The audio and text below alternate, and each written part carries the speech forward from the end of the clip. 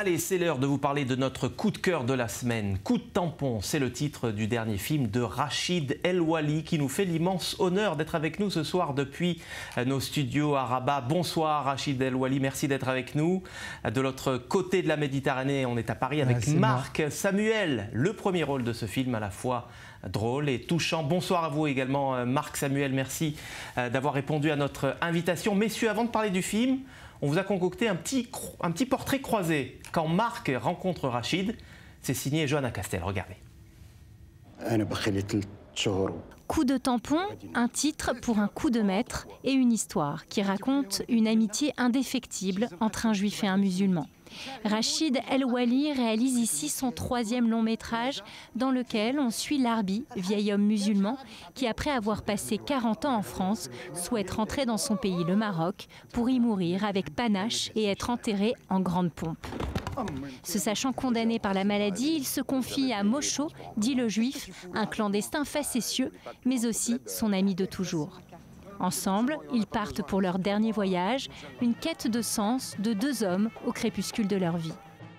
Sauf qu'à la fin, il faut oublier Mocho. Cette amitié portée à l'écran n'est pas sans rappeler ce qui lie le réalisateur à son acteur principal, Marc Samuel, qui incarne le rôle de Mocho. Tous deux se connaissent depuis 2 décennies. Le réalisateur Rachid El Wali n'est pas forcément très connu en France, mais son nom résonne dans presque toutes les maisons construites de l'autre côté de la Méditerranée. Acteur, réalisateur et animateur d'émissions de télévision, cette personnalité marocaine de 57 ans est devenue populaire à la fin des années 2000 pour avoir présenté la version maghrébine de Qui veut gagner des millions. Depuis, l'homme cumule une longue filmographie comme comédien. Il rencontre d'ailleurs lors du tournage Adieu mère, Marc Samuel, où tous deux incarnent 2 amis, l'un juif, l'autre arabe.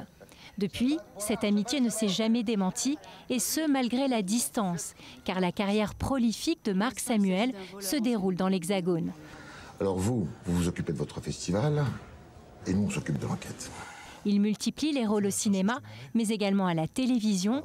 Une carrière impressionnante avec une 40aine de films à son actif.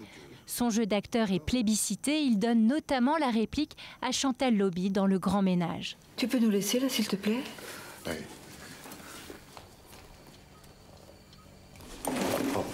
Dans Coup de tampon, le réalisateur Rachid El Wali offre à Marc Samuel sans doute l'un de ses plus beaux rôles et nous livre un film subtil sur le devoir de mémoire, le pardon et la reconnaissance. Voilà donc pour ce joli portrait signé Johanna Castel. Marc Samuel, bonsoir. Portrait plutôt fidèle, non? Bravo, bravo, formidable. Le montage est super et c'est très, en effet, c'est fidèle et c'est touchant, quoi. Voilà. Ouais. En plus, les années sont passées, donc je suis un peu plus jeune. Mais bon. Alors, on va refaire le pitch. Merci, en tout cas, super. On va refaire le pitch, comme on dit, pour ceux qui nous rejoignent. Coup de tampon, c'est l'histoire de Larbi, un vieux travailleur marocain qui vit en France depuis 50 ans, après avoir été justement marqué d'un coup de tampon, comme tous ces Marocains, aptes à traverser la Méditerranée pour aller travailler dans les mines du nord de la France. Et Larbi est condamné par un cancer. Il ne lui reste plus que 3 mois à vivre. Il va donc décider de rentrer au Maroc pour y mourir dignement et réaliser un vieux rêve, avoir une rue baptisée à son nom dans son village natal. Et sur le bateau qui le ramène dans son pays, eh bien, il va retrouver son ami juif Mocho, clandestin facétieux. Ils vont vivre ensemble un voyage plein de surprises, de souvenirs et d'émotions. Mais une fois arrivé à destination, eh bien, Larbi va découvrir que rien n'est vraiment comme il espérait et il va prendre une décision qui va bouleverser sa vie et celle de ses proches. Extrait.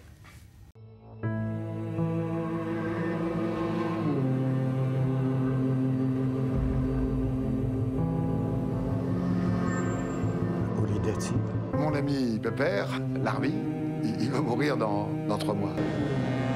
Moi, je viens avec toi, frère. Je vais être là pour ton enterrement. Vous savez, on a toujours ce type de clandestin sur les bateaux. Moi, j'ai un principe dans la vie, ne jamais payer les transports en commun. Qu'est-ce que tu fous là avec moi? Bah, je voulais pas que tu rentres au bled bradé. Je rentre en France dans 3 mois. Voici ma carte. Non, mais c'est bon, il en a pas besoin. D'ici 3 mois, Inch'Allah. Eshno, mazal! Rachid El Wali, où mourir quand on a vécu loin de son pays? C'est la question qui est au cœur de ce 3e long métrage. Oui, quand j'étais jeune, je me posais toujours la question pourquoi mes oncles qui vivaient en Europe ou en France, ils pensaient toujours revenir au Maroc. Ils ont construit des maisons, ils n'ont pas retourné pour y vivre et c'était ça cette question.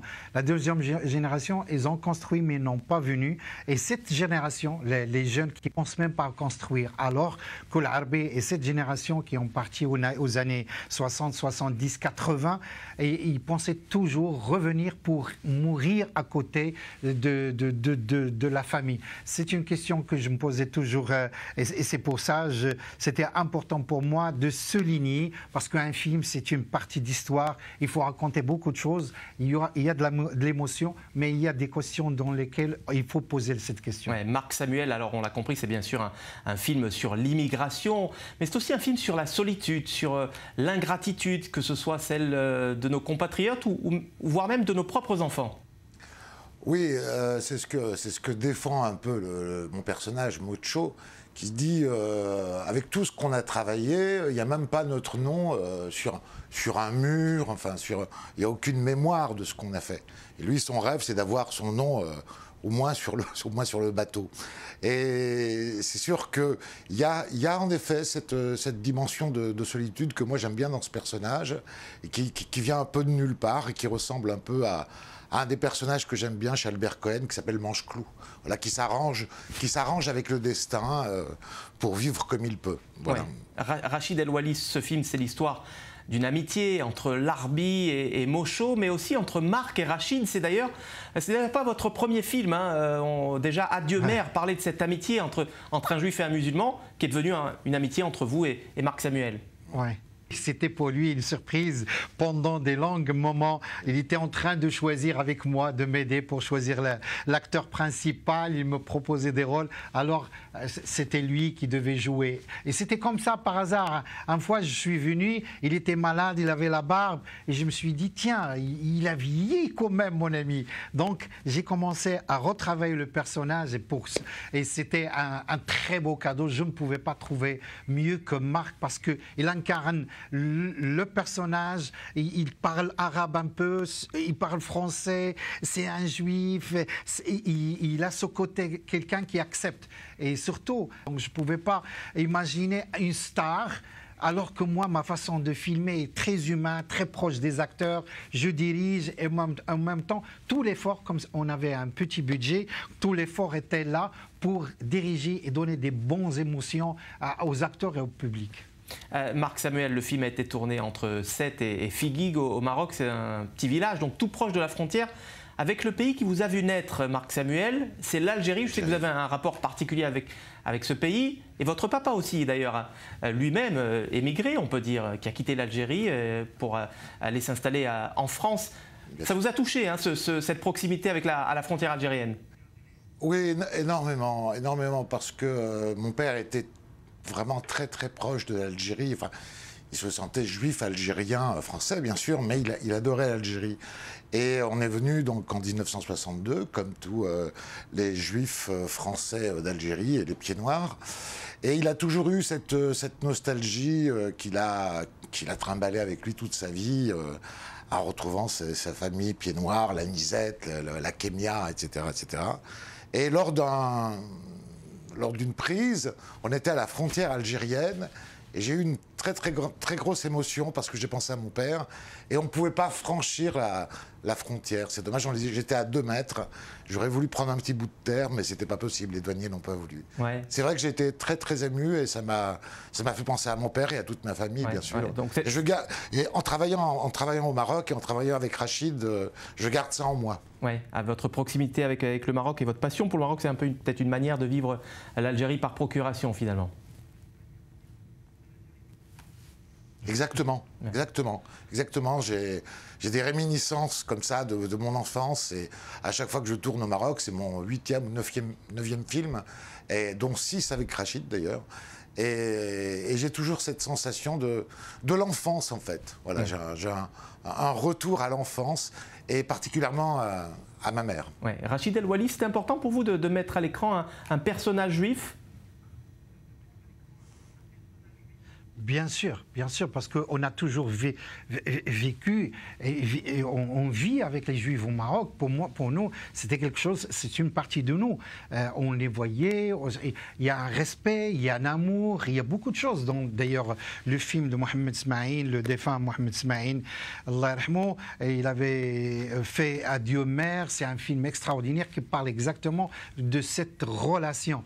Et justement, à la fin du film, on le voit très bien quand normalement, c'était préparé pour l'Arbi et finalement c'est Mosho qui est là et sa fille, la fille de l'Arbi lui dit n'a pas le droit d'être enterré ici et l'Arbi tout simplement lui dit la terre s'en fiche qui est là. C'est le bon Dieu qui juge. Et je trouve ce message était très important à la fin du film. Parce que moi, je crois à l'être humain. Tout le reste, ça vient et ça part. Bon, vous nous avez offert un sacré spoiler, mais on va faire comme si on n'avait pas entendu Rachid El Ouali. Marc Samuel, dans le film, on vous entend jouer en français, en arabe dialectal. Ce sont les deux langues qu'on parlait chez vous, je crois, à la maison. Ouais. Ah oui. Ma mère, quand elle veut pas qu'on comprenne, elle me parle en arabe. Et quand elle est un peu énervée, elle me dit quelques mots en arabe pour que les gens ne comprennent pas. C'est des petits secrets comme ça. Sinon, mon grand-père, la plupart du temps, Monsieur Amar, même nom que vous d'ailleurs, me parlait la plupart du temps en arabe. Ouais. Rachid El Ouali, vous mettez en scène l'acteur et l'humoriste franco-marocain Bouder, qui est absolument génial à la fin du film. D'ailleurs, je crois qu'il est pas né, il est né pas loin de Figuig, je crois. Hein.